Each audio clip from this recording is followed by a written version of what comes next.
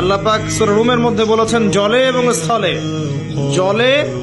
এবং স্থলে যত বিপর্যয় ছড়িয়ে পড়েছে এগুলো মানুষের হাতের কামাই। হিমবাহ এত দ্রুত গলছে, বিগত শতাব্দীর চাইতে ৮০ গুণ বেশি দ্রুত বরফ গলে যাচ্ছে, এবং এতে ১০০ কোটি মানুষের জীবন হুমকির মুখে সামনে। এর কারণ হচ্ছে বাতাসে, পরিবেশে carbon die oxide, carbon monoxide গ্যাসটা বেশি, এবং মিলস এন্ড ফ্যাক্টরিজ, ইন্ডাস্ট্রিজ, এগুলোর মধ্য দিয়ে আমরা পরিবেশের ভারসাম্য নষ্ট করে ফেলেছি। কে করেছে? জিনজাতি।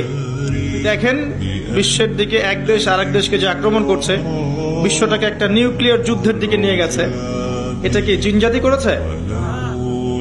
এই নিউক্লিয়ার ওয়েপেন্স গুলো কি মানবতার কল্যাণে কাজ করবে?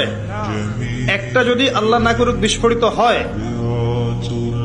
আর এটা সমূহ সম্ভাবনা আছে যে হতেই পারে আগামীতে, তখন বিশ্বের এই অবস্থা থাকবে?